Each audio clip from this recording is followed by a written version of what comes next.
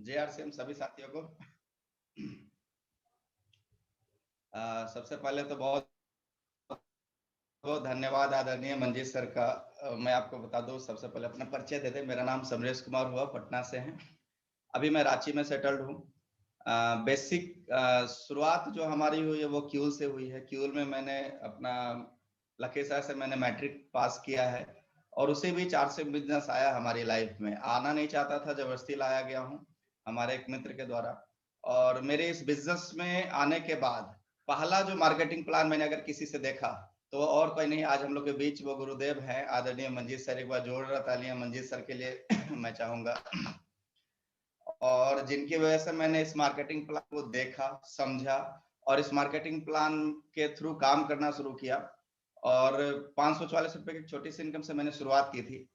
उससे पहले मैं आपको बताऊं, मैंने पढ़ाई ग्रेजुएशन मैनेजमेंट से किया और वहां पे मेरी एमबीए की तैयारी चल रही थी, कैट का प्रिपरेशन चल रहा था। वहां पे हमारे एक मैनेजिंग डायरेक्टर थे, वो उन्होंने एक इंट्रोडक्शन क्लास लिया था। उस इंट्रोडक्शन क्लास में उन्होंने एक मैसेज दिया था कि जिंदगी कभी मौका दे तो इस लायक मत बनो कि पढ़ लिख के नौकरी कर सको, जिंदगी कभी मौका दे तो इस लायक बनो कि पढ़े लिखो को नौकरी दे सको। ये बातें हमारी ऊपर से चली गई थी उस दिन, ये बातें ऊपर से चली गई थी। लेकिन जिस दिन आरसीएम बिजनेस का मार्केटिंग प्लान समझा, आरसीएम बिजनेस की मीटिंग में गया तो मुझे लगा कि ये चीजें यहाँ पे हो सकता है। मेरी सफलता लोगों की सफलता पे डिपेंड करता है। मैंने इस सिस्टम में काम करना शुरू किया। 544 रुपए की छोटी सी इनकम से मैंने शुरुआत की। प्रॉब्लम बहुत सारे आए, चैलेंजेस बहुत सारे आए। जब मैं आरसीएम बिजनेस की शुरुआत किया था उस वक्त मेरा एक सपना था, जब मैं मैट्रिक इंटर पास किया तो उस वक्त मेरा एक सपना था कि 25,000 रुपए की इनकम आ जाएगी, मैं सबसे बड़ा हो जाऊंगा। क्योंकि क्यूल में रहा करते थे हम लोग और क्यूल में सबसे बड़ा कोई था तो वहां का स्टेशन सुपरिटेंडेंट, जिनकी सैलरी उस वक्त 20,000 के आसपास थी। तो मेरा सपना था कि 25,000 कमा लेंगे तो सबसे बड़े हो जाएंगे। तो हम जहां जिस माहौल में रहते हैं हमारी सोच वैसे ही बनती है। तो कुएं की मेढक वाली सोच हमारी थी। तो मैं बस इतना ही कहना चाहता हूं सर कि उस कुएं वाली मेढक की सोच से हमें बाहर निकालने की जरूरत है। मैं भी उस कुएं वाली मेढक के बाहर निकला, पटना आया। पटना के बाद लगा कि नहीं, इनकम ज्यादा चाहिए। दिल्ली जब गया तो मुझे लगा कि नहीं, इनकम तो बहुत ज्यादा चाहिए। तो इसीलिए मैंने मैनेजमेंट की पढ़ाई शुरू की ताकि इनकम ज्यादा कर सकूं। फादर रेलवे के अंदर बुकिंग क्लर्क थे। मेरे दादाजी जॉब में थे बीएसएनएल में। मेरे परदादा किसान थे। मैं आपको ये क्यों बताना चाह रहा हूँ उसके पीछे समझिएगा। मेरे परदादा ने पूरी जिंदगी काम किया और पूरी जिंदगी काम करने के बाद मेरे दादाजी को पढ़ाया लिखा और उनको जॉब लगी। मेरे परदादा ने पूरी जिंदगी काम किया और मेरे दादाजी को संघर्ष इनाम में दिया। मेरे दादाजी ने पूरी जिंदगी काम किया और पूरे जिंदगी काम करने के बाद संघर्ष मेरे पिताजी को इनाम में मिला। मतलब खानदानी जो परंपरा चली आ रही थी, मेरे पिताजी ने भी पूरी जिंदगी काम किया और मेरे पापा भी चाहते थे कि मैं भी नौकरी करूं। और अगर मैं नौकरी करता तो मैं अपने आने वाली पीढ़ी को क्या देता, मैं भी वो संघर्ष देता कि बेटा मैंने अपना काम कर लिया, अब तुझे भी संघर्ष करना होगा। किस संघर्ष में? उसी चूहे दौड़ में, आपको चूहे बिल्ली की दौड़ में फंस जाना होगा फिर, कि आपको भी अब मेहनत अपना सिद्ध करना होगा, अपने आप को प्रूव करना होगा, तब जाके आपको नौकरी लगेगी, तब जाके आप 20-30 या 50,000 रुपए कमाने लायक बनेंगे। लेकिन मैंने सोचा कि यह परंपरा कब तक चलती रहेगी। इस परंपरा को मैंने तोड़ने का सोचा और मैंने सोचा कि नहीं, मेरे तक जो संघर्ष रहा वो रहा, लेकिन मेरे आने वाली पीढ़ियों को अब संघर्ष नहीं रहेगा। और मैंने आरसीएम बिजनेस को करना शुरू किया।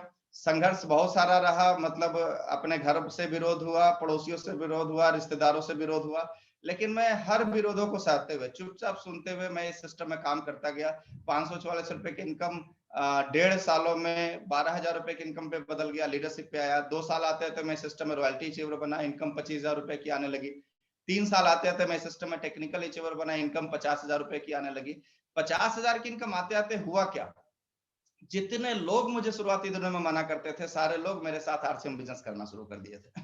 मैं भी आपको कहना चाहता हूं सर, एक मैसेज आपको देना चाहता हूं कि जब आप कोई भी नया काम शुरू करेंगे तो लोग आपका विरोध करेगा, लेकिन मैं आपको कहना चाहता हूं अगर उन विरोधों से आप नहीं हटे और डटे रहे तो एक वक्त ऐसा होगा, आज जो लोग विरोध कर रहे हैं कल वही आपका सपोर्ट करना शुरू कर देंगे। मैं कहना चाहता हूं सर, आरसीएम बिजनेस जब करेंगे तो बहुत सारे लोग बहुत कुछ बोलेंगे। तो वो एक गाना याद आ रहा है सर कि कुछ तो लोग कहेंगे, लोगों का काम है कहना, छोड़ो बेकार की बातों को, बस प्लान दिखाते रहना। प्लान दिखाते रहेंगे तो आप भी एक दिन टेक्निकल अचीवर बन जाएंगे। मैंने भी 3 साल में टेक्निकल को किया। 3.5 साल में मेरा जो ड्रीम था इस सिस्टम से कि 6 फिगर की इनकम पे आने का, मात्र 3.5 सालों में मैं 1.5 लाख रुपए महीने की इनकम पे आ गया। 5 साल आते आते मैं इस सिस्टम में 2.5 लाख रुपए महीने की इनकम पे आ गया। यहाँ तक बहुत अच्छा चल रहा था, सब कुछ बहुत अच्छा चल रहा था। अब 2.5 लाख रुपए महीने की इनकम थी, स्टार एमराल्ड का पिन था। इसको देख के हमारी शादी ठीक हुई और 2010 में मेरी शादी हुई। जब शादी हुई नवंबर 2010 में मेरी शादी हुई। हाँ 2010 में, सॉरी 2011 में शादी हुई और दिसंबर 2011 में ही कंपनी बंद हो गई। तो जिस पैसे को देख के शादी हुई थी, लड़की दिया गया हमारे यहाँ की 1.5 लाख 2 लाख रुपए की इनकम है और वो गायब हो जाए तो आप समझिए कि सामने वाले की क्या स्थिति होगी, हमारे ससुराल पक्ष की क्या स्थिति होगी। मतलब बिल्कुल जीरो पे मैं आ गया था। 1.5-2 लाख रुपए कमाने वाला लड़का अचानक से जीरो पे आ जाए तो सोचिए कैसा होगा। जब तक मैं अकेला था तब तक इनकम बहुत अच्छा था और जब हम शादी हो गई हमारी तो हमारी इनकम जीरो हो गई। तो ये भी परिस्थितियों से मैं गुजरा। मैं आपको कहना चाहता हूं सर, जब 1.5-2 लाख रुपए कमाने वाला अचानक से जीरो पे आ जाए तो बहुत सारे लोगों के अंदर एक हीन भावना पैदा होता है और उसको लगता है कि अब तो दुनिया में कुछ नहीं बचा। लेकिन मैं आपको बताऊं, ये आरसीएम का एजुकेशन है जो बोलता है सर कि आरसीएम बिजनेस पैसा कमाना आपको बाद में सिखाता है, ये तो पहले आपको जिंदगी जीना सिखाता है। आपके अंदर इतनी पॉजिटिविटी, आपके अंदर इतना जोश बढ़ता है, आपके अंदर अंदर इतना ज्यादा लाइफ को समझने का मौका देता है कि आप सब चीजों से लड़ने के लिए तैयार हो जाते हैं। मैं वो 1.5-2 लाख रुपए कमाने वाला लड़का अचानक से फुटपाथ पे आ गया। मैंने दिल्ली में फुटपाथ पे धरना दिया, जंतर मंतर पे। बहुत सारे अपने सीनियर साथी हैं जो जंतर मंतर पे फुटपाथ पे हम लोग सोए, 15 दिनों तक फुटपाथ पे सोए। और जहां पे फुटपाथ पे सोते थे वहां पे बड़ी बड़ी गाड़ियां लगी करती थी क्योंकि वो पार्किंग था ये का मेट्रो का। वो कार वाले जब हम लोग को देखा करते थे ये लोग फुटपाथ पे सो रहा है और सबके पास लैपटॉप है, सबके पास बड़ी बड़ी मोबाइलें हैं, ये बात किया। वो लोग हमको देख के हैरत होते थे, वो लोग हमको देख के हंसते थे, हम उनको देख के हंसते थे। ये कहानी चलता रहा। 9 महीने के लगातार धरना के बाद हम लोग वापिस आए और कंपनी वापस स्टार्ट हुई। और स्थिति ये हुई सर कि वापस जब स्टार्ट हुए तो इस बार मैं 544 रुपए से नहीं शुरू हुआ। इस बार मेरी जब इनकम शुरू हुई वो मिनिमम 40,000 रुपए से शुरू हुई। ये क्यों हुआ उसको भी मैं आगे लूंगा। ये पावर है नेटवर्क का, इसको समझने की कोशिश कीजिएगा। मेरी पहली इनकम की शुरुआत 544 रुपए की थी और 1 साल बिल्कुल कंपनी बंद थी। 1 साल कुछ नहीं हुआ, 1 साल कोई मीटिंग नहीं हुई, 1 साल कोई आदमी किसी से खरीदारी कुछ नहीं हुआ। फिर भी 1 साल के बाद जो मेरी इनकम आती है वो 40,000 रुपए की, और 40,000 से शुरू करते करते फिर मैं वापस उस 2-2.5 लाख रुपए महीने की इनकम पे आया। पटना में मेरा घर है, मैंने रांची में घर खरीदा। 2020 में एक नया घर खरीदा 50 लाख रुपए की। 2010 में मैंने पहली गाड़ी खरीदी थी। 2020 में मैंने दूसरी गाड़ी खरीदी ब्रेजा का टॉप मॉडल। तो ये सब कुछ आरसीएम बिजनेस की वजह से हुआ। ये हमारा परिचय था। इस बीच में बहुत सारी चैलेंजेस आए लेकिन मैं चलता रहा, मैं टिका रहा और टिके रहने की वजह से मैं आज वहां से यहाँ पे आ गया। तो मैं भी आपको कहना चाहता हूँ सर, इस सिस्टम में आप भी अगर टिके रहेंगे तो आप भी वहां से उठ के यहाँ पे आ सकते हैं। तो मैं आप लोगों से पूछना चाहता हूँ सर, कितने ऐसे लोग हैं, ये सिस्टम उनके लिए है जो अपने आने वाली पीढ़ियों को संपत्ति देना चाहते हैं। संपत्ति देना चाहते हैं या संघर्ष? अगर आप संपत्ति देना चाहते हैं तो ये बिजनेस आपके लिए है। तो तैयार हैं आप संपत्ति देने के लिए? आने वाले पीढ़ियों को भविष्य देने के लिए, एक शानदार भविष्य देने के लिए अगर आप तैयार हैं तो आज की बात हम लोग शुरू करते हैं। क्या है ये बिजनेस, कैसे ये सब पॉसिबल हो सकता है, हम अपने आने वाले पीढ़ियों को संपत्ति कैसे दे सकते हैं? ये बिजनेस एक परिवर्तन है सर। परिवर्तन हर क्षेत्र में हुआ, कोई भी ऐसा क्षेत्र नहीं जहां पे परिवर्तन नहीं हुआ, हर क्षेत्र में परिवर्तन हुआ।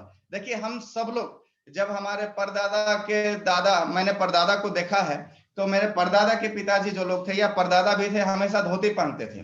धोती में पीछे टाई होता था। ये परिवर्तन का देन है सर कि अब वो पीछे वाली टाई, नीचे से टाई निकल के आगे में बदल गया। तो ये परिवर्तन है, इसको थोड़ा सा समझने की कोशिश कीजिएगा। ये परिवर्तन को आपने अगर जिस दिन समझ लिया, आपको सब कुछ ठीक लगेगा और सब कुछ इजी हो जाएगा।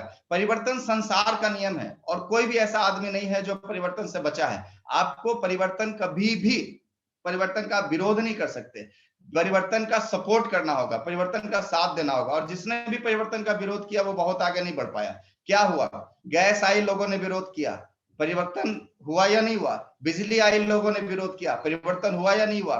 देखिए हर जगह, एजुकेशन के क्षेत्र में, हर क्षेत्रों में परिवर्तन हुआ। आज से 40 साल पहले अगर कोई ये बोलता कि एक वक्त ऐसा आएगा जब हम कहीं भी घूमते घूमते बात करेंगे, तो 40 साल पहले अगर किसी को बताया जाता तो वो बोलते अरे ये बेवकूफ बनाने वाला धंधा है, कभी भी ऐसा नहीं होगा। लेकिन आज अगर आप 40 साल पहले वाले स्थितियों में देखते होंगे तो क्या होगा कि आप उन लोगों पे हंस रहे होंगे कि ऐसा जो नहीं सोचते वो गलत थे।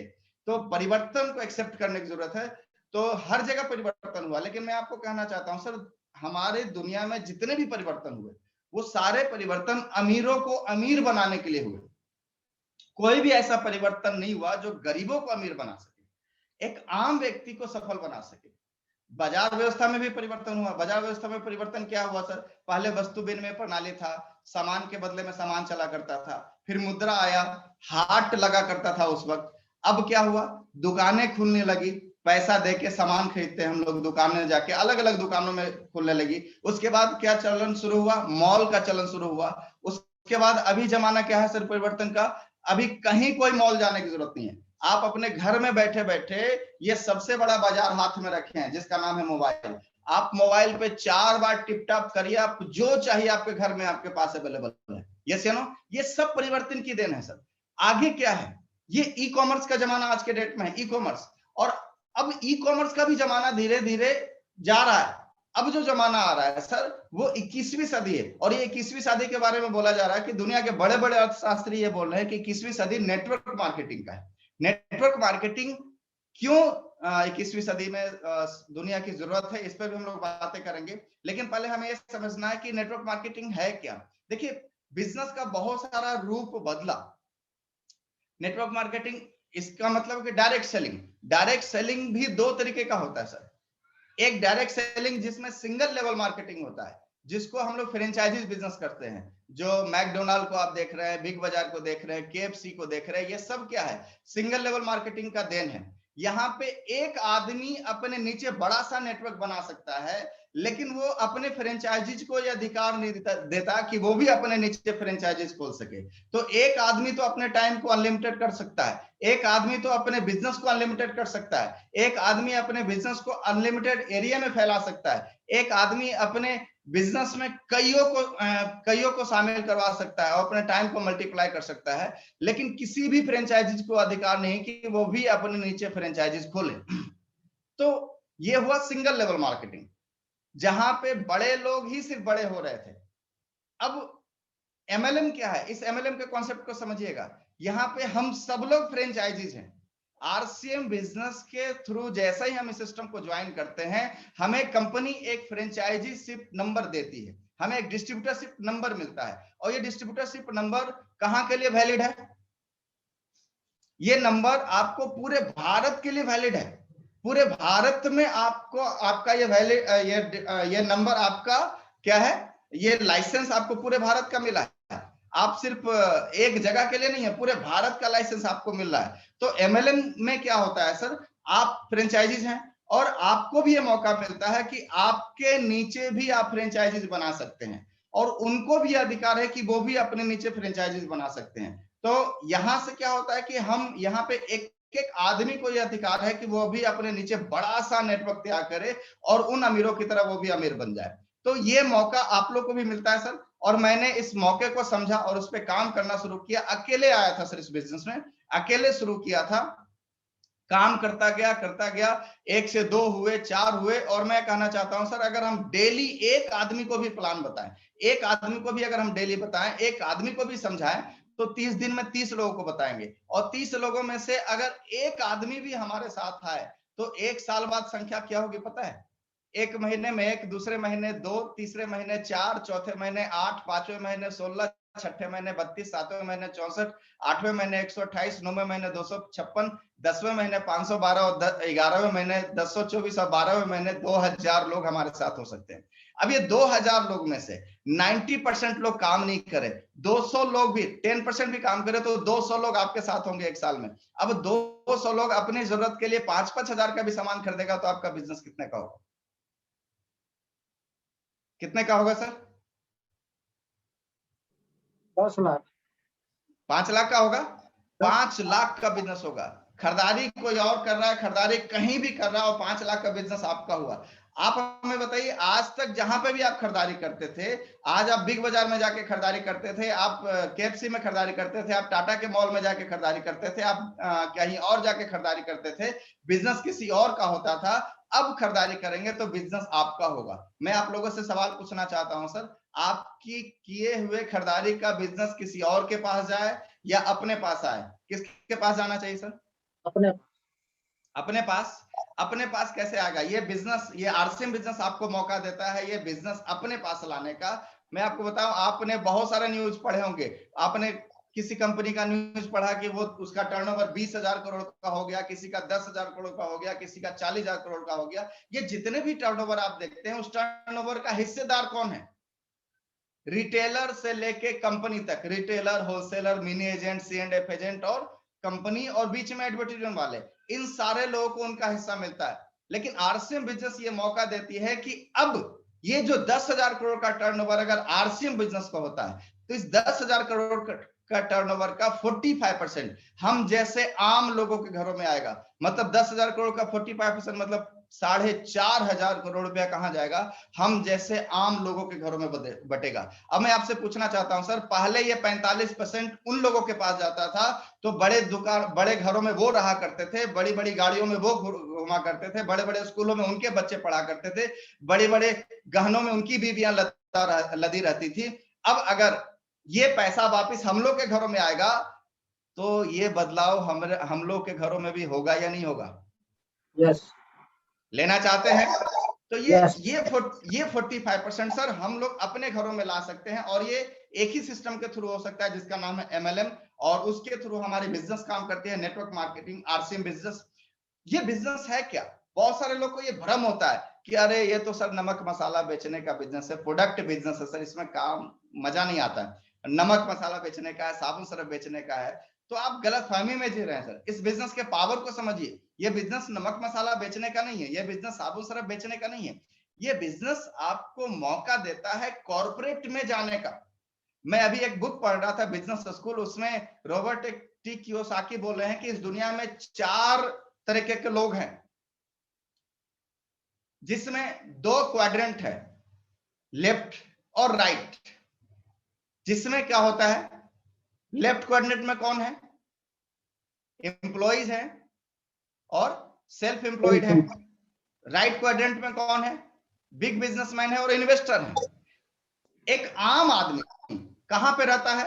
लेफ्ट क्वाड्रेंट में रहता है, जहां पे एम्प्लॉइज और सेल्फ एम्प्लॉयड है। और अगर हमें इस लेफ्ट क्वाड्रेंट से राइट क्वाड्रेंट में जाना है, मतलब बड़े बिजनेसमैन बनना है, तो आपके पास, हम जैसे आम लोगों के पास एक ही उपाय है, एक ही रास्ता है, जिसका नाम है नेटवर्क मार्केटिंग। और हमारे बिजनेस आरसीएम बिजनेस इस नेटवर्क मार्केटिंग के थ्रू काम करती है, जो आपको लेफ्ट क्वाड्रेंट से उठा के राइट क्वाड्रेंट में लाने की शक्ति रखती है। हमें क्या करना है? देखिए, ये बिजनेस हमको मौका दिया है। क्या मौका दिया है? कि आप खरीदारी करके अपने नीचे खरीदारी करने वालों का नेटवर्क बना के आप भी अंबानी की तरह अमीर बन सकते हैं। 2 मौका है आपके पास सर, या तो करोड़ों रुपए लगा के नेटवर्क बनाइए, या नेटवर्क बना के करोड़ों रुपए कमाइए। अच्छा क्या है? नेटवर्क बनाना। पहला मौका तो है ही नहीं ना सर। हम में से तो 90% लोगों के पास पहला ऑप्शन है ही नहीं। अगर करोड़ों रुपया होता तो हम लोग यहाँ नहीं होते। यस या नो? हमारे पास एक ही ऑप्शन है, हम जैसे आम लोगों के पास एक ही ऑप्शन है कि नेटवर्क बना के करोड़ों रुपए कमाए। और ये मौका हमको आरसीएम बिजनेस देता है। कैसे बनाएंगे? आप देखिए, मुकेश अंबानी ने क्या किया, जियो का प्लान लॉन्च किया, 1,22,000 करोड़ रुपए का इन्वेस्टमेंट किया। उसके बाद उसने जियो का प्लान लॉन्च किया, जियो आया। जियो के थ्रू उसने क्या किया, पूरे भारत में उसने नेटवर्क बनाया, पूरे भारत में उसने पाइपलाइन बिछाया। फायदा क्या है समझिएगा थोड़ा सा। उन लोगों ने इन्वेस्टमेंट करके हमारे खर्चों को अपना बिजनेस बनाया। हम लोग के लिए जो भी चीज है वो खर्चा है। हमारे ये कोट फटेगा, हमारे लिए खर्चा है। कंपनियों के लिए बिजनेस है। हमारा रिचार्ज खत्म होगा, हमारे लिए खर्चा है, कंपनियों के लिए वो बिजनेस है। हमारा नमक खत्म होगा, हमारे लिए खर्चा है, कंपनियों के लिए वो बिजनेस है। हमारा चाय खत्म होगा, हमारे लिए खर्चा है, उनके लिए वो बिजनेस है। मतलब हमारे खर्चों को उन्होंने अपना बिजनेस बनाया, लेकिन वो लाखों करोड़ों रुपए लगा के बिजनेस बनाया। क्या आपके पास ये पैसा है?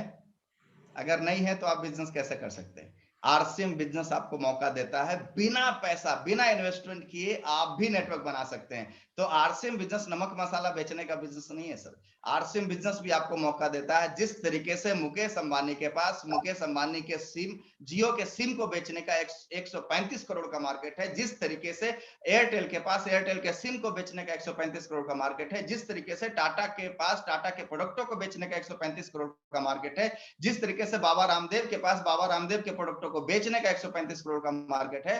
तो आरसीएम बिजनेस भी आपको मौका देता है कि आपको भी आरसीएम के प्रोडक्टों को बेचने का 135 करोड़ का ओपन मार्केट आपको ऑफर कर रही है। क्या आप लेना चाहते हैं? तैयार हैं सर? ये बड़ी विजन के साथ अगर हम इस सिस्टम में काम करेंगे तो बहुत बड़ा रिजल्ट आपके पास आ सकता है। 135 करोड़ का मार्केट है। आप सोचिए मुकेश अंबानी ने कहां कहां पाइपलाइन बिछाया, हमारे घरों में पाइपलाइन बिछा हुआ है। अब सोचिए एक आदमी झारखंड के सुदूर गांव में बैठ के जियो का रिचार्ज करवाता है, 149 रुपए का रिचार्ज करवाया, पैसा कहां गया? बॉम्बे। आप सोचिए बक्सर के गांव में बैठ के एक आदमी नमक खाता है, पैसा कहां जाता है? बॉम्बे। आप सोचिए रोसड़ा के गांव में बैठ के एक आदमी कपड़ा खरीदता है, पैसा कहां जाता है? उन अमीरों के पास। आप सोचिए एक आदमी लखीसराय के गांव में बैठ के कोई आदमी साबुन सरफ खरीदता है, पैसा कहां जाता है? बॉम्बे। आप सोचिए कि जमुई और जहां भी भारत के सुदूर गांव में बैठ के कोई आदमी कोई भी खर्चा करता है, एक पाइपलाइन के तहत वो पैसा उन अमीरों के पास जाता है। आरसीएम बिजनेस बोलिए भैया, अभी तक जो आपके खर्चों का जो लीकेज है, जो पाइपलाइन है, जिसके थ्रू पैसा उन अमीरों के पास जाता था, आरसीएम बिजनेस आपको मौका दे रही है उस पाइपलाइन में एक सील मारिए और उसको मोड़िए अपने घर की ओर, और आरसीएम बिजनेस आपको मौका देता है कि अब उसी खर्चों से पैसा बॉम्बे नहीं जाएगा, पैसा वापिस उन्हीं गांव में जाएगा जहां से वो खर्चा होगा। तैयार है लेने के लिए? तैयार है लेने के लिए? ओके। Yes. तो क्या है ये आरसीएम बिजनेस आपको समझ में आ गया। अब हम बातें करते हैं क्यों करें, क्यों करें आरसीएम बिजनेस। देखिए समय जिस तरीके से बढ़ रहा है, कंपटीशन बढ़ रहा है, अपने यहाँ आबादी बढ़ रही है। आज के डेट में 135 करोड़ का एक तो 135 करोड़ का देश है अपना। 10 साल बाद ये आबादी कितनी जाएगी? लगभग 150 करोड़। ये से नो लगभग 150 करोड़, और उसके 10 साल बाद लगभग 175 करोड़ के आसपास चले जाएंगे। भारत सरकार ने कितना भी कोशिश कर लिया, आबादी नहीं रुकी। भारत सरकार ने एक नारा लगाया, सरकार के लिए जो सबसे बड़ी समस्या है आबादी। भारत सरकार ने एक नारा दिया, पहले नारा क्या आया? हम दो हमारे तीन। तो पहले ऐसा रहता था, हम दो हमारे तीन, आबादी नहीं रुकी। फिर नारा आया हम दो हमारे दो, फिर भी आबादी नहीं रुकी। फिर नारा आया हम दो हमारे एक, फिर भी आबादी नहीं रुकी। फिर नारा आया न बच्चा न बच्ची नींद आए अच्छी, आबादी रुकी क्या? नहीं रुकी। आबादी बढ़ती जा रही है और सरकारों के लिए समस्या होता जा रहा है। तो आज गवर्नमेंट क्या बोल रहा है कि भैया नौकरी मांगने वाला मत बनो, नौकरी बनाने वाला बनो, क्रिएट करो, नौकरी क्रिएट करो। क्योंकि सरकार को भी पता है कि इतनी आबादी को नौकरी नहीं दे सकते, सबको नौकरी नहीं दे सकते। तो ऑप्शन क्या है? तो सरकार ने एक विजन देखा कि नेटवर्क मार्केटिंग एक ऐसा बिजनेस है, नेटवर्क मार्केटिंग एक ऐसा प्लेटफॉर्म है जहां पे एक एक व्यक्ति को अमीर किया जा सकता है। मैं आपसे पूछना चाहता हूं सर, आप अपने जिला का कलेक्टर बनना चाहते हैं, कुर्सी कितनी है? आप अपने जिला का एसपी बनना चाहते हैं, कुर्सी कितनी है? आप अपने राज्य का मुख्यमंत्री बनना चाहते हैं, कुर्सी कितनी है? आप अपने देश का प्रधानमंत्री बनना चाहते हैं, कुर्सी कितनी है? एक। कंपटीशन कितना है?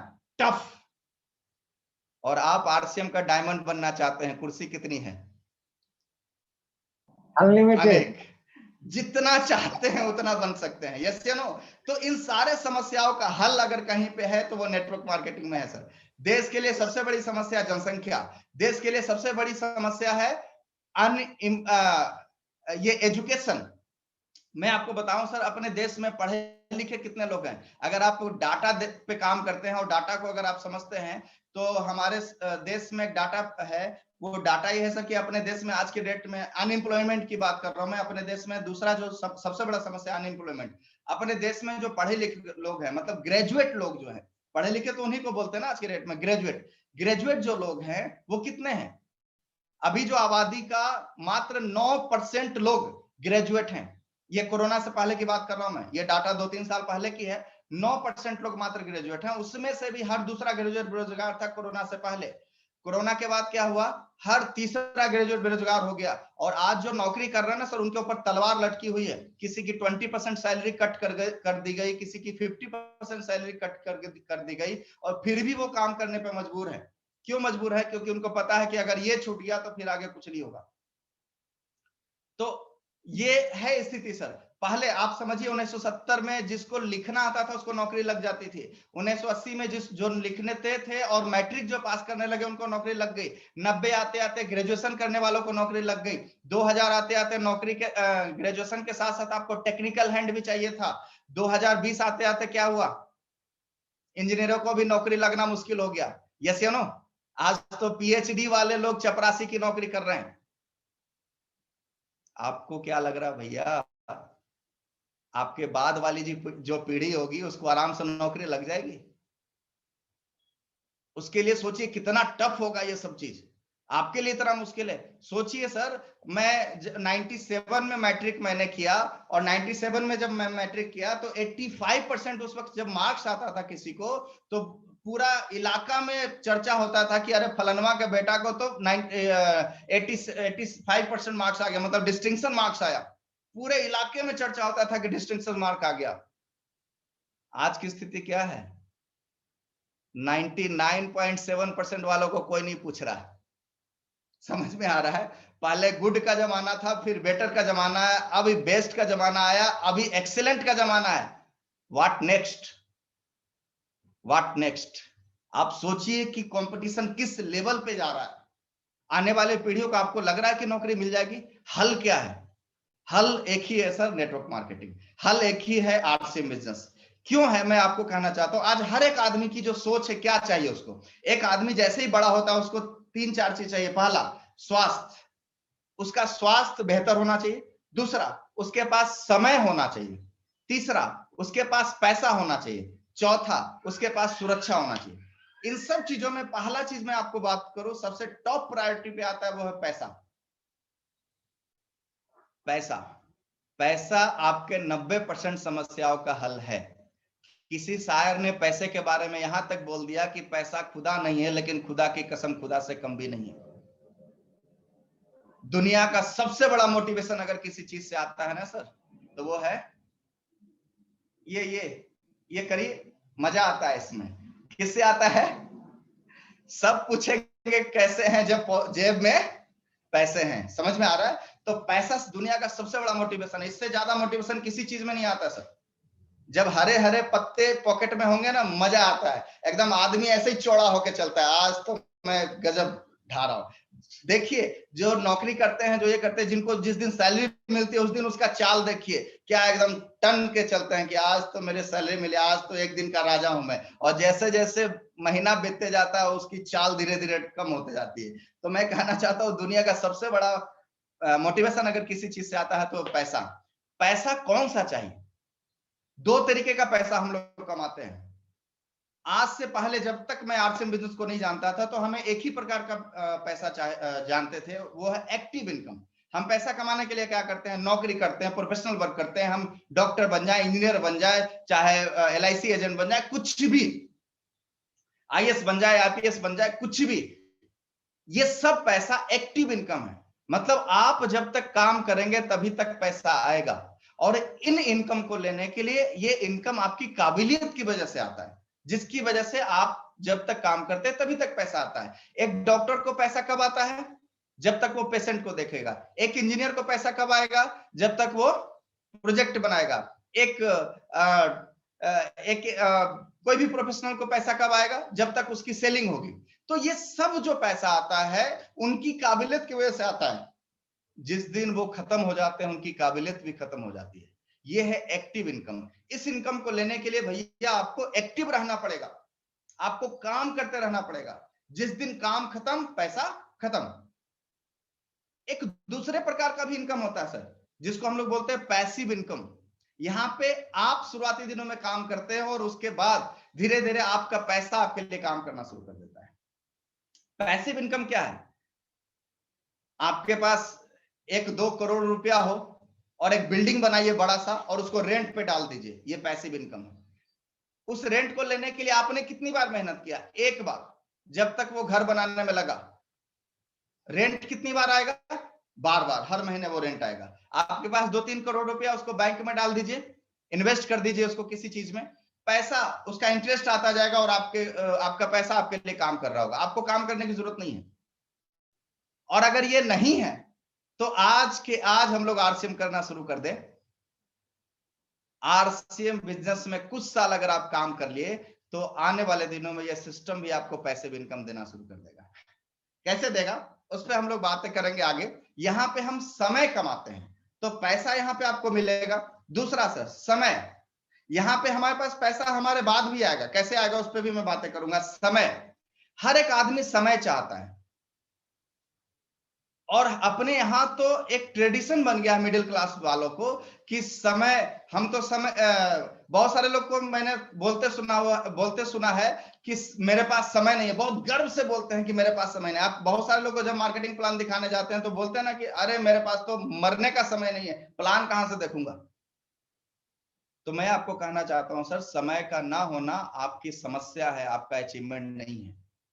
मुकेश अंबानी इतने काम करते हैं, उसके बाद भी वो बोलते हैं कि हर साल हर दिन हम एक नए प्रोजेक्ट के लिए अब अलग समय निकालते हैं।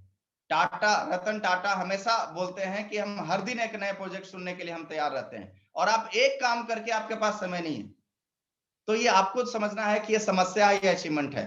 तो समय के बारे में मैं कहना चाहता हूं सर, दुनिया में सफल जो लोग हैं, किसी भी चीज को खर्चा करने वाला सफल है या इन्वेस्टमेंट करने वाला सफल है? सफल कौन है, खर्चा करने वाला, इन्वेस्टमेंट करने वाला?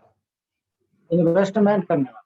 आपके पास पैसा है, उसको खर्च कर दीजिए तो आप अमीर बनिएगा, या उस पैसे को लगा के पैसा बनाइएगा तो अमीर बनिएगा? पैसे को पैसा लगा के, यस या नो, इन्वेस्ट करना है। तो यहां पे भी मैं कहना चाहता हूं सर, समय ऊपर वाला हर दिन आपके अकाउंट में 24 घंटे हर दिन क्रेडिट करता है, हर दिन 24 घंटे क्रेडिट करता है। अब आप पे डिपेंड करता है आप उसको खर्च कर रहे हैं या इन्वेस्ट कर रहे हैं। सर अगर आप नौकरी करते हैं साहब, तो आई एम सॉरी टू से कि आप अपने उस 24 घंटे में 8 घंटा आप बेच रहे हैं, खर्च कर रहे हैं, इन्वेस्ट नहीं कर रहे हैं।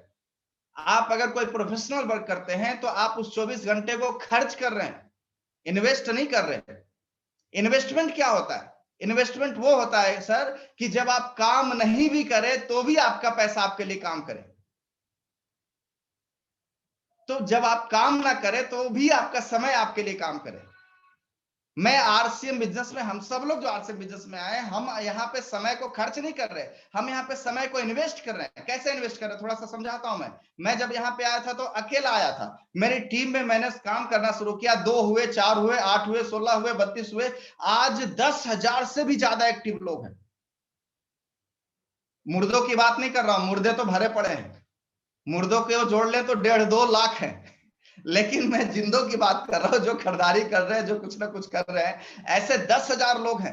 मैंने क्या किया, अपने 1 घंटा को इन्वेस्ट करना शुरू किया और एक आदमी को बताना शुरू किया। वो एक आदमी 2 हो गए, 2 हो गए, 4 हो गए, 8 हो गए, 16 हो गए, ऐसा करके 10,000।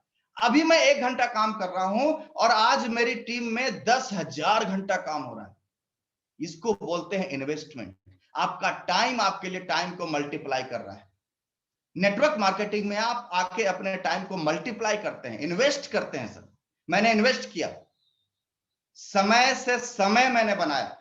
आज स्थिति क्या है, पूरा लॉकडाउन है, पिछले साल पूरा लॉकडाउन था, 4-5 महीना नहीं निकलने के बाद भी कंपनी ने 7 लाख रुपया दिया। ये इन्वेस्टमेंट की देन है, समझ में आ रहा है? नहीं तो बहुत सारे लोगों ने समय को खर्चा किया, दुकान खोल के बैठे थे, उनकी दुकान तक बंद थी, बहुत सारे स्कूल बंद थे, बहुत सारे संस्थाएं बंद थी, जिनकी इनकम बंद हो गई थी पूरी तरीके से। क्यों? क्योंकि उन्होंने अपने समय को खर्चा किया। तो मैं आपको कहना चाहता हूं सर, आप अपने समय को इन्वेस्ट करिए। तो ये आरसीएम बिजनेस आपको इन्वेस्ट करने का मौका देता है। तीसरा, सुरक्षा। हर एक आदमी चाहता है कि उसके बाद आप नौकरी क्यों करते हैं कि हमारे बाद हमको पेंशन, हमारे फैमिली को पेंशन मिलेगा, रिटायर कर जाएंगे तो पेंशन मिलेगा। कितना मिलेगा सर? आप 10,000 से शुरू करते हैं, 1 लाख पे अगर रिटायर हुए तो उसके बाद पेंशन कितनी आ जाती है? 30,000। अब तो पेंशन भी खत्म हो गया। लेकिन आरसीएम बिजनेस की देन है सर, मैं जीरो से शुरू हुआ हूं। मैं आपको बताऊं, मेरे पिताजी शुरू हुए थे, मेरे पिताजी 275 रुपए से शुरू हुए थे और जब रिटायर हुए तो 70,000 रुपए महीने की इनकम पे रिटायर हुए। आज उनकी जो पेंशन है वो 35,000 रुपए की है। मैं जीरो से शुरू हुआ, आज मैं लगभग 1.5 लाख से ऊपर की इनकम पे हूं। और मुझे इस बात से थोड़ा भी गुरेज नहीं है सर कि आज के डेट में मेरे को कुछ भी हो जाए ना, कुछ भी हो जाए, इस सिस्टम की सिक्योरिटी है सर कि मेरा नॉमिनी मेरे बाद जहां से मैं छोड़ के जाऊंगा वहीं से वो शुरू करेगा। ये सिस्टम की सबसे बड़ी पावर है। मैं जीरो से शुरू किया था, आज लगभग 1.5 करोड़ से ऊपर के बिजनेस पे खड़ा हूं। मेरा नॉमिनी अब जीरो से नहीं शुरू करेगा, वो 1.5 करोड़ से ऊपर से शुरू करेगा। ये सिस्टम की सुरक्षा है। चौथा चीज, स्वास्थ्य।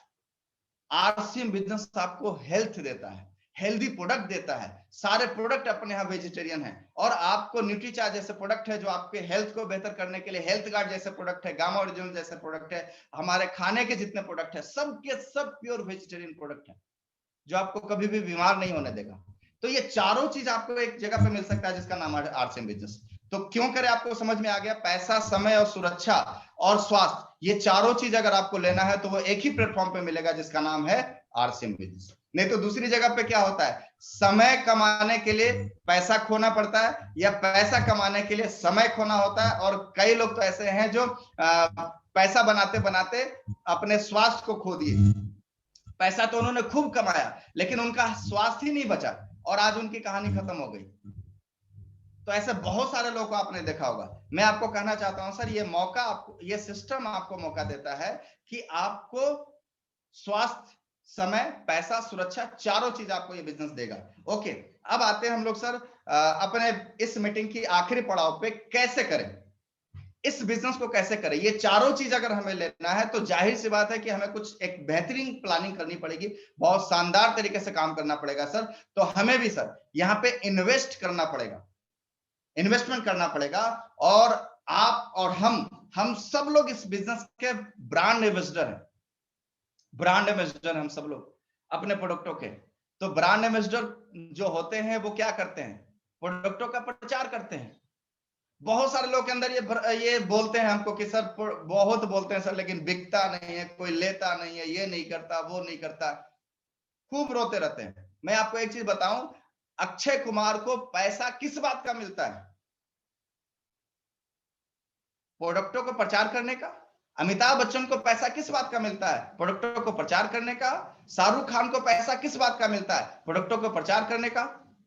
तो आरसीएम बिजनेस में भी सर आपको पैसा किस बात का मिलेगा? आपको भी आरसीएम के प्रोडक्टों का प्रचार करने का पैसा मिलेगा, सिस्टम को प्रचार करने का पैसा मिलेगा। आप ब्रांड एम्बेसडर हैं और ब्रांड एम्बेसडर अगर रो रो के प्रचार करेगा तो प्रोडक्ट बिकेगा क्या? कभी भी नहीं बिकेगा। तो दिखना चाहिए कि हाँ आप आरसीएम बिजनेस के ब्रांड एम्बेसडर है। तो कैसे करें, आइए उस पॉइंट पे बात करें। सबसे पहले इस सिस्टम में अगर आपको सफलता चाहिए, आप भी लाखों करोड़ों की इनकम चाहते हैं, तो आपको सबसे पहले सिस्टम में डिस्प्ले वॉल खोलना पड़ेगा। 10,000 रुपए का इन्वेस्टमेंट करिए, अपने घर में डिस्प्ले वॉल खोलिए। डिस्प्ले वॉल जब आप खोलेंगे तो क्या होगा, मैं आपको एक जीता जाता उदाहरण देता हूं। मैं अभी रांची में रहता हूं और हमारे 2 मित्र आए पूरी फैमिली के साथ रांची, पटना से रांची आए। और जैसे ही वो हमारे घर में घुसा तो हमने हमारे घर के गेस्ट रूम में डिस्प्ले वॉल खोल रखा है। जैसे ही वो लोग घर में घुसे तो आते ही देखा, अच्छा आरसीएम तो करते ही थे, अब दुकान भी खोल लिए क्या? घर में ही दुकान खोल लिए? मैंने बोला हाँ देखो ये खोला। अब वो जैसे ही घुसा सर, वो बाथरूम में गया, चूंकि कोविड का समय था, बाथरूम में गया, सबको हाथ धोना था, तो हैंड वॉश आरसीएम बिजनेस का था, साबुन दिख रहा तो आरसीएम बिजनेस का, फिनाइल दिख रहा है तो आरसीएम बिजनेस का, शैम्पू दिख रहा है तो आरसीएम बिजनेस का, जो चप्पल पहन के गया था वो चप्पल भी आरसीएम बिजनेस का था, वो बाथरूम से जब आया तो टॉवेल मैंने दिया, वो टॉवेल आरसीएम बिजनेस का था, उसको चाय दिया गया तो चाय आरसीएम बिजनेस की थी। पूछा चाय तो अच्छा लग रहा है, किसका है? हम बोले देखो सामने रखा हुआ है। बिस्किट खिलाया गया, बिस्किट तो अच्छा लग रहा है, किसका है? देखो सामने रखा हुआ है। भुजिया खिलाया गया, भुजिया कैसा लग रहा है? भुजिया बोला बहुत अच्छा लग रहा है, किसका है? वो देखो सामने रखा हुआ है। अच्छा, वो नाश्ता उस्ता हो गया, फिर हमारे बेडरूम में आया, बेड में जो बेडशीट बिछा हुआ था वो आरसीएम बिजनेस का था। रात में उसको डिनर दिया गया तो खाने में वेज मीट वगैरह और तेल उल जिससे बना था सब आरसीएम बिजनेस के, मसाले आरसीएम बिजनेस के, तो टेस्ट उसको बहुत अच्छा लगा। तो 2 दिन उसको क्या हो रहा था, वो यूज भी कर रहा था और सामने देख भी रहा था। देखिए कितना बड़ा फर्क पड़ता है, कितना बड़ा असर पड़ता है। 2 दिन वो प्रोडक्टों को यूज कर रहा था और देख रहा था, यूज कर रहा था और देख रहा था। पटना में मैं बोल बोल के थक गया कि भैया प्रोडक्ट लो, नहीं लिया। यहाँ आया और डिस्प्ले वाल देखा, तो यहाँ से जब जाने लगा तो एक ने 10,500 का खरीदारी किया और दूसरे ने 8,500 का खरीदारी किया। जो दिखता है वो बिकता है, सिंपल सी बात है। तो आपको भी डिस्प्ले वाल खोलना होगा, डिस्प्ले वाल खोलिए और उस डिस्प्ले वाल पे हर दिन कोशिश कीजिए एक प्लान दिखाइए।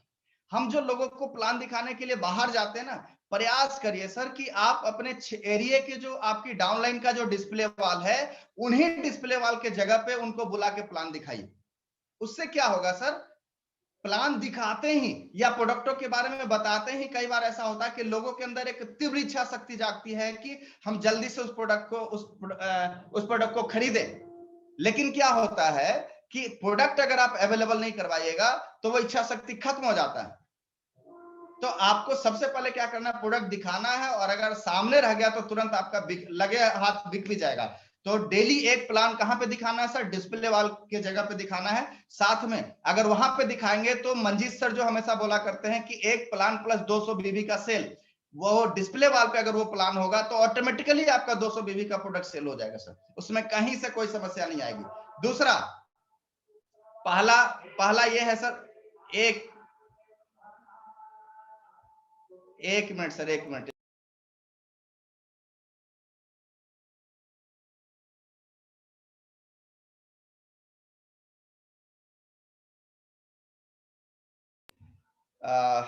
कहीं पूजा हो रहा होगा।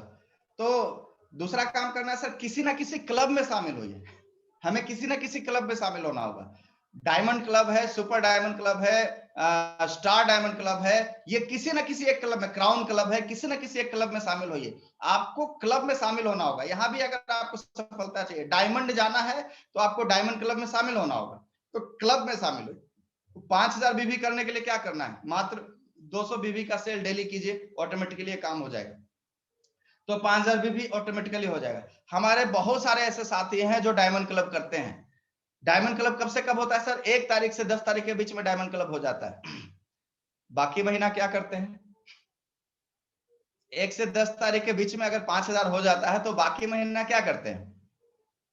एक बार क्या हुआ, मैं पंजाब में गया था, अदरवाइज मत लीजिएगा कोई, पंजाब में गया था, हमारे एक मित्र मिल गए, उनसे मैंने पूछा, एक सरदार जी से मैंने पूछा कि भाई साहब क्या करते हो, तो उन्होंने बोला शाम के 7 बजने का इंतजार करता हूँ। तो मैंने बोला नहीं करते क्या है, तो बोला ना शाम के 7 बजने का इंतजार करता हूँ। तो मैं बोला नहीं आजीविका चलाने के लिए क्या करते हो, तो उन्होंने बोला कि कुछ नहीं, शाम के 7 बजने का इंतजार करता हूँ। तो मैंने पूछा ये शाम के 7 बजे मतलब, तो शाम के 7 बजे पार्टी चलती है उनकी, समझ में आ रहा है, शाम के 7 बजने का इंतजार करता हूं। तो जो डायमंड क्लब करते हैं 1 से 10 तारीख तक तो वो करते हैं, बाकी पूरे महीने 20 दिन क्या करते हैं, वापिस 10 तारीख के आने का इंतजार करते हैं, मतलब शाम के 7 बजने का इंतजार करते हैं। समझ में आ रहा है, तो इंतजार मत करिए। अगर 1 से 10 तारीख के बीच में 5,000 हो सकता है तो आगे भी 6, 7, 8, 9, 10,000 हो सकता है। तो हम ग्रोइंग मोड में रहें सर, डायमंड क्लब करके छोड़ ना दे। ये हमारी ये डायमंड क्लब ही करना ये नहीं, हमेशा कोशिश करिए। राकेश शर्मा सर हमेशा एक बात बोला करते हैं, सर हमेशा एक्स्ट्रा माइल चलने की आदत डालिए। कोई डंडा मारेगा तभी आप चलिएगा, इस आदत से निकलना पड़ेगा। क्योंकि हम सब लोग यहाँ पे क्या है, ऑन बिजनेसमैन हैं, यहाँ पे हम कॉर्पोरेट के मालिक बनने के लिए आए हैं, और कॉर्पोरेट के मालिक डंडा मार के चलाए, कॉर्पोरेट के मालिक को डंडा मार के नहीं चलाया जा सकता। जब तक आप अपनी खुद की जिम्मेवारियां नहीं लीजिएगा तब तक कुछ नहीं होने वाला। तो क्लब में शामिल हो। दूसरा, तीसरा सर, संगत बदलिए। आप जिस संगत में रहते हैं उस संगत को बदलिए। अगर आपको बहुत बड़ा काम करना है सर तो संगत को बदलना पड़ेगा। संगत से गुण होत है और संगत से गुण जात है। मैं बार बार अपनी मीटिंगों में बोला करता हूं सर, अगर आप 25 दिन पंडितों के संगत में रह जाएं तो भले ही पूजा कराना ना सीखे, लेकिन अगरबत्ती सही तरीके से दिखाना आ जाएगा। 25 दिन भले ही 25 दिन शराबियों के संगत में रह जाए तो भले ही शराब पीना ना सीखे, लेकिन पैक बनाना आपको आ जाएगा। 25 दिन जुआरियों के संगत में रह जाए तो भले ही जुआ खेलना ना सीखे, लेकिन पत्ते फेंकना आ जाएगा। मैं आपको कहना चाहता हूं सर, जब 25 दिन पंडितों के संगत में रह के पूजा करना सीख सकते हैं, जुआरियों के संगत में रह के जुआ खेलना सीख सकते हैं, शराबियों के संगत में रह के शराब पीना सीख सकते हैं, तो 25 दिन आरसीएम के सफल लोगों के संगत में रह के आरसीएम करना क्यों नहीं सीख सकते? बिल्कुल सीख सकते हैं सर। तो हमें संगत बदलने की जरूरत है। तीसरा, लगातार प्रयास करें सर, लगातार सीखें, लगातार करें। हमें लगातार प्रयास करना है। बहुत सारे लोग करते हैं छोड़ देते हैं, करते हैं छोड़ देते हैं, करते हैं छोड़ देते हैं। मैं आपको बस इतना ही करना चाहता हूं सर। एक कहावत भी था कि करत करत अभ्यास थे जड़मती हो सुजान रसरी आवत जाते सिल पे पड़त निशान। तो वो क्या है? लगातार प्रयास। आप देखिए, एक बड़े से चट्टान पे 2 हॉर्स का पाइप से पानी फेंकना शुरू कीजिए। 1 घंटा पानी फेंकिए, फिर बंद कर दीजिए, फिर 2-3 महीना बाद एक बार फिर पानी फेंकिए, फिर बंद कर दीजिए, फिर 2-3 महीना बाद पानी फेंकना शुरू कीजिए, फिर बंद कर दीजिए। क्या होगा उस पत्थर को? कुछ नहीं होगा, भीगेगा सूख जाएगा, भीगेगा सूख जाएगा। लेकिन उसी पत्थर के ऊपर एक बूंद, थोड़ा थोड़ा बूंद का बूंद, टप टप टप टप का एक सोर्स डालिए। क्या होगा? 1 दिन में कुछ नहीं होगा, 2 दिन में कुछ नहीं होगा, 3 दिन में कुछ नहीं होगा, 1 महीने में कुछ नहीं होगा, 2 महीने में कुछ नहीं होगा, लेकिन लगातार गिरता हुआ बूंद एक दिन उस बड़े से चट्टान में छेद करेगा, उसके बाद बड़ा छेद बनाएगा, और उसके बाद एक दिन उस चट्टान को फाड़ के रख देगा। ये लगातार बूंद गिरने का रिजल्ट है। तो मैं भी आपको कहना चाहता हूं, आरसीएम बिजनेस में आप आए हैं तो लगातार डेली एक प्लान दिखाना शुरू कीजिए, डेली 200 बीबी की सेलिंग शुरू कीजिए, डेली 20 मिनट किताब पढ़ने की आदत डालिए, डेली लोगों से बात करने की आदत डालिए, डेली एक सेमिनार में आना शुरू कीजिए, डेली अपने अपलाइन से बात करिए, एक्टिव एंकरिंग अपलाइन से बात कीजिए, डेली कैसेट सुनिए, डेली आरसीएम के प्रोडक्टों की वीडियो देखिए, डेली मंजीत सर की जो ये बहुत सारे एजुकेशनल वीडियो है उसको देखिए। बहुत सारे लोग हैं जो दूसरे तीसरे के वीडियो को देखते हैं। मैं आपको कहना चाहता हूं सर, अगर आपको कंप्यूटर साइंस का मास्टर बनना है तो कॉमर्स का टीचर से पढ़ने से आप कंप्यूटर साइंस के मास्टर नहीं बन पाएंगे। समझ में आ रहा है? अगर आपको इंजीनियरिंग में सफल होना है तो मेडिकल के प्रोफेसर से पढ़ने से, मेडिकल के कितना भी बड़ा प्रोफेसर आ जाए, वो आपको इंजीनियरिंग में अच्छा इंजीनियर नहीं बना पाएगा। तो मैं भी आपको कहना चाहता हूं, आरसीएम बिजनेस में अगर आपको सफल होना है तो आरसीएम के ही सफल लीडरों से आपको सीखना पड़ेगा, तो आपको सही दिशा आपको मिल सकता है। तो एक सही एजुकेशन होना बहुत जरूरी है। हम सीखते तो हैं लेकिन सही एजुकेशन हम लोग नहीं ले पाते। बनना इंजीनियर है और पढ़ रहे हैं डॉक्टर से, तो कभी भी हम अच्छा इंजीनियर नहीं बन पाएंगे, ना इंजीनियर ही बनेंगे ना डॉक्टर बनेंगे, बीच का रह जाएंगे। समझ में आ रहा हो? बीच वाला कुछ नहीं करता। यस, उसकी कहानी डवाडोल होती है। ओके, तो लगातार सीखें।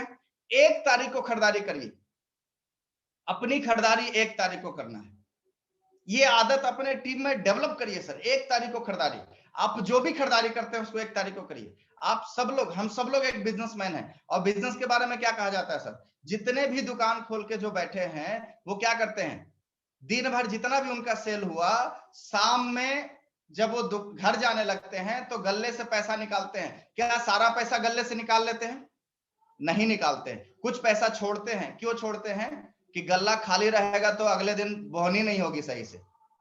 तो आपको पता है, आप 1 तारीख से 30 तारीख तक जितना भी बिजनेस करते हैं, 30 या 31 तारीख को 11:59 जैसे ही 12 बजता है, फैशन शूटिंग प्राइवेट लिमिटेड आपके गल्ले को खाली कर देता है। और खाली गल्ला लेके आप बिजनेस करने जाइएगा तो बिजनेस बढ़ेगा क्या सर? सर, एक भिखमंगे को भी भीख मांगने के लिए पहले खुद का इन्वेस्टमेंट करना पड़ता है, अपना कटोरा भरना पड़ता है, कटोरा छनछनाना पड़ता है, तब जाके उसके कटोरे में भीख आती है।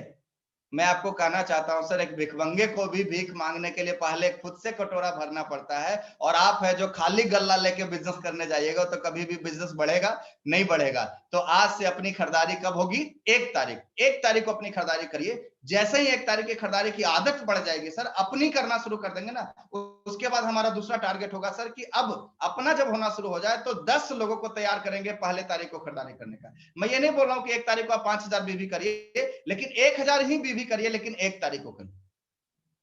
बाकी 5000 आप 10 तारीख तक करिए, लेकिन 1000 बीवी की खरीदारी 1 तारीख को तो हो जाना चाहिए। अगर ये आपने कर लिया तो एक बहुत बड़ा वॉल्यूम आप जनरेट कर सकते हैं सर। बड़ा छोड़िए मत, इस बिजनेस को किसी भी हालात में मत छोड़िए। बहुत सारे लोग आएंगे, कभी बार ऐसा होगा जो पीयूसी वाला आपको तोड़ने की कोशिश करेगा, अदर नेटवर्क वाले तोड़ने की कोशिश करेंगे, कई बार ऐसा होगा जो आपके परिवार के लोग तोड़ने की कोशिश करेंगे, कई बार ऐसा होगा कुछ अपलाइन या डाउनलाइन भी तोड़ने की कोशिश करेंगे। मैं आपको कहना चाहता हूं, छोड़िए मत। बहुत सारे लोग छोटी छोटी चीजों से छोड़ जाते हैं, बहुत सारे लोग ऐसे ऐसे चीजों से छोड़ के भाग जाते हैं कि मैं बता नहीं सकता। विजन बड़ा रखिए, सोच बड़ा रखिएगा तो छोटी छोटी समस्या आपको डिगाएगा नहीं, छोड़ना नहीं है किसी भी स्थिति में। आदरणीय केसी सर क्या बोलते हैं कि आपके अपलाइन में कोई ऐसा बेवकूफ आ जाए और आपके डाउनलाइन में ऐसा कोई बेवकूफ आ जाए, और उन दोनों बेवकूफियों की वजह से अगर आप बिजनेस छोड़ते हैं तो सबसे बड़े बेवकूफ आप हैं। समझ में आ रहा है?